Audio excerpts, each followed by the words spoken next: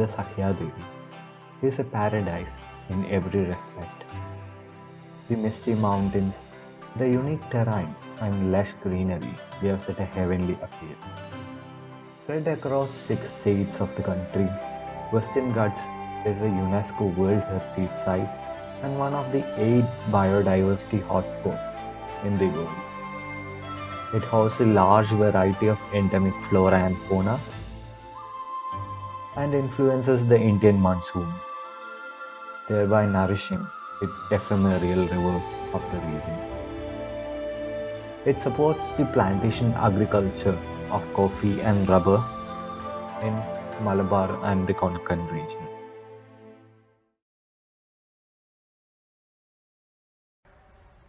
So if we consider the physiography of Kerala, it is very particular. We can see uh, within a distance of 70 kilometers, we have this coastal area, midland and highland. Nowhere in the world, I think, you can see such a physiography that within a short distance, all the three types of high range, midland, and that is one peculiar aspect of Kerala. If you go to the highland, most of the area are very sensitive. I mean, environmentally fragile areas because of the steep slope. This fragile topography of the Western Ghats is disturbed by quarrying activity. Quarrying uses heavy explosives which alters the terrain completely. The change to the terrain damages the ecosystem and triggers loss of endemic plants and animals.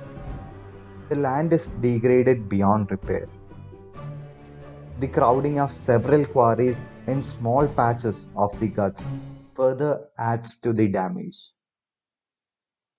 Major environmental aspect that the high range region uh, in the high range region is a landslide, the so-called landslide, because huge quantity of huge mass of soil and rock falling all on a sudden along the slope will cause great damage. Especially most of the high range areas are nowadays, after if you consider past 50 years, um, is thickly populated.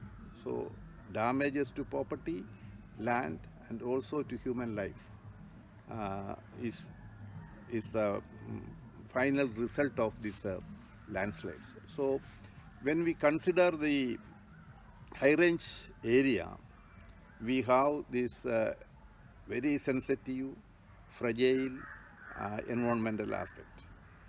And see, any sort of human interference in the high ranges, example for building of a big construction of a big building or such activities will definitely cause harm to the environment and to the physiography also. Another important aspect is quarry, especially in high range areas. Quarrying causes a lot of problems.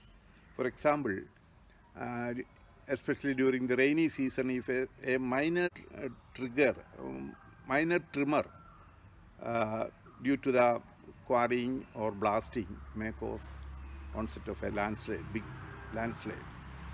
Similarly, mud erosion, soil erosion, these are all the immediate reaction to the quarrying operation. So quarrying operation should be limited to only very few area which is um, environmentally very stable. Environmentally stable regions can be uh, identified only in few places, I think, because most of the areas are fragile. So only in such areas, quarrying operation have to be carried out. Otherwise, that causes even a chain reaction. Even if landslide is not occurring immediately, in the near future, quarrying operation will definitely cause landslide, big erosion, land destruction, property loss, everything is the final result. So it is better to have quarrying operation in the mid region or the low region, low-lying areas. In the high range area also, environmental impact assessment should be carried out. That is I think all over the world, everybody is practicing environmental impact assessment. What impact the new construction or the new factory, what will be the impact on the environment? So that is a very important fact. We have a lot of rules and regulations um, for any operations, especially for quarrying operations. There are framed very good laws are there. So environment impact assessment is a must, and how to carry out the operations. There are very sharp rules are there, but I think for getting the permission, they will do whatever the rules say. But after once you get the license for quarrying operations, the operations are not going on as per the existing rules, regulations and laws. That is what is happening everywhere in Kerala. And there is no monitoring mechanism also. There is no effective monitoring system at the government level also. For example, if quarrying operations are carried out, stepping stepping is very important. Majority of the quarry, in quarry if you go, you cannot see. Or vertical, they are vertically quarry. The wall face will be vertical. But the rules very clearly says the quarrying operation should not be carried out like that. So there are established rules. We have to follow the rules.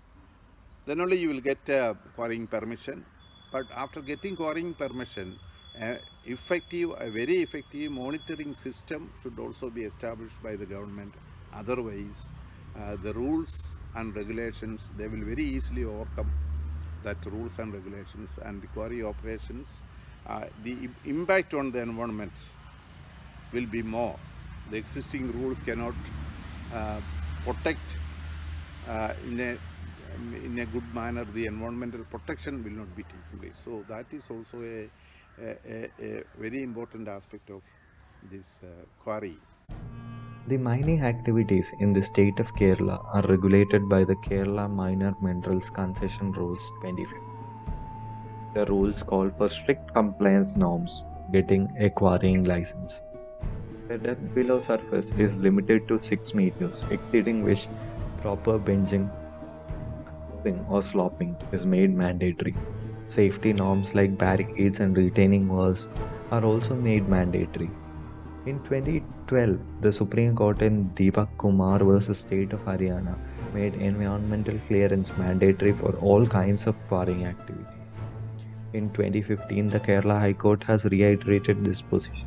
And in 2018, the High Court has stayed the operation of several quarries for lack of environmental clearance. Strict hazard prevention measures and worker safety measures are also needed to obtain a license. But these rules are often neglected.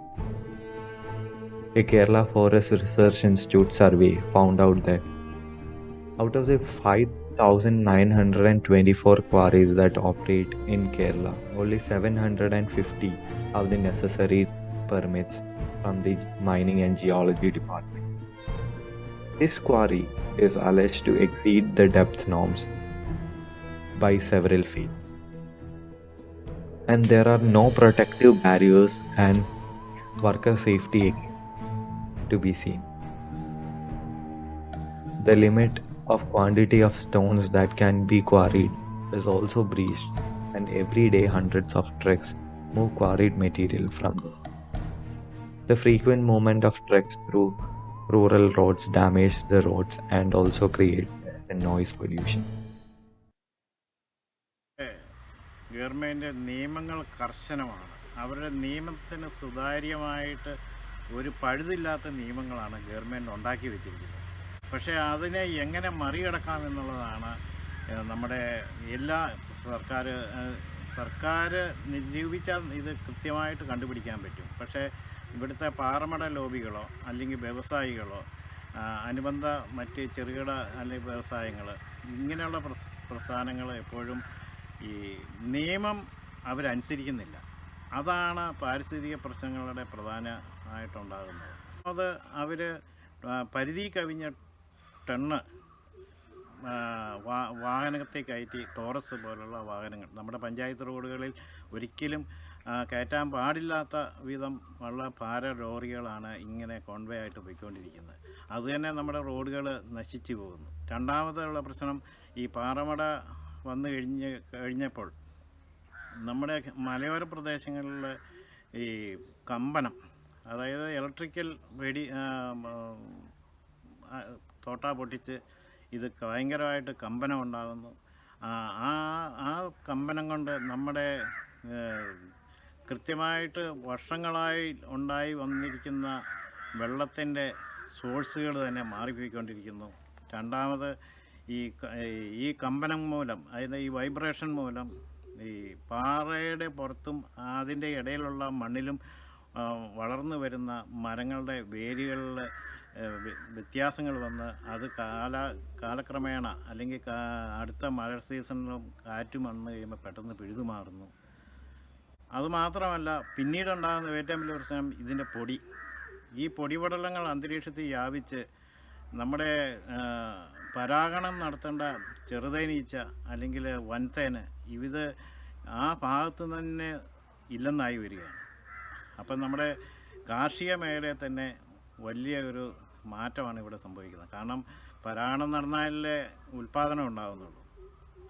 അത് പ്രത്യേകിച്ച് തെങ്ങ് അല്ലെങ്കിൽ ജാതി അല്ലെങ്കിൽ cocoa ഇങ്ങനെയുള്ള മലയോര മേഖല വളർന്നു വരുന്ന കർഷകൻ്റെ നട്ടലൊടിക്കുന്ന രീതിയിലാണ് ഈ ഒരു പ്രശ്നങ്ങൾ ഉണ്ടാകുന്നത്. അതായത് പൊടിപടലം. പൊടിപടലം ഇത് കാർഷിക മേഖലയിൽ. അടുത്തത് പറയുകയാണെങ്കിൽ ആരോഗ്യ മേഖലയിൽ പറയുകയാണെങ്കിൽ ആ പ്രദേശത്തിൽ അല്ലെങ്കിൽ ചുറ്റളവിലുള്ള എല്ലാ വീടുകളിലെയും ഏതെങ്കിലും ഈ 5 വയസ്സിന് താഴെയുള്ള കുട്ടികളൊക്കെ ഇപ്പോൾ ആസ്മ രോഗികളാണ്. അതുമാത്രമല്ല, ഒരു ചെറിയൊരു ശാസ്ത്രീയമായ കണക്കെടുക്കുകയാണെങ്കിൽ അവിടെ ക്യാൻസർ രോഗികളുടെ എണ്ണം കൂടുതലാണ്. പിന്നെ നമ്മുടെ ഏറ്റവും നന്നായിട്ട് ശുദ്ധജലം കിട്ടേണ്ട ഒരു പ്രദേശങ്ങളാണ് നമ്മുടെ മലയോര മേഖല. അവർ കൃത്യമായിട്ട് ഈ വെള്ളം ഭൂമിയിൽ നിന്ന് ആ ഉറവയിൽ ഈ പറഞ്ഞ ഡൈവേർട്ട് ചെയ്ത് മാറുന്നു. ആ ഡൈവേർട്ട് ചെയ്ത് മാറുന്ന അതിൽ ഈ വലിയ 5 ഏക്കർ സ്ഥലം കുഴിച്ചെടുത്ത് അവർ 200 അടിയും 180 അടിയും താത്തിട്ട് അതിലേക്കാണ് ഈ മലിനജലം, അതായത് ഈ പാറ പൊട്ടിക്കേണ്ട കെമിക്കലുകൾ ഇത് ഭയങ്കര സംഭരണ ശേഷി ഈ 200 അടി താഴ്ചയുള്ള ഈ പാറമടയിൽ അവരുപയോഗിച്ച് കളഞ്ഞ ആ പാറമടയിലാണ് ഈ വെള്ളവും എല്ലാം മലിനജലം ശേഖരിക്കുന്നത്. ഈ വെള്ളം ഊറിയാണ് അടുത്ത വീടുകളിലെ കിണറുകളിലും ജലസ്രോതസ്സുകളിലും തൊട്ടടുത്തുള്ള ഒരു ജലനിധിയുടെ ഒരു കുഴൽക്കിണർ അല്ലെങ്കിൽ വെള്ളം ഓപ്പൺ വെല്ലുകൾ ഇവിടെയൊക്കെ മലിനജലം കടന്നു ചെന്ന് ജനങ്ങൾക്ക് ഇത് രോഗം ഉണ്ടാക്കി കൊടുക്കുകയാണ് ചെയ്യുന്നത്. ഒരു മനുഷ്യൻ്റെ ഏറ്റവും വലിയൊരു ആഗ്രഹമാണ്.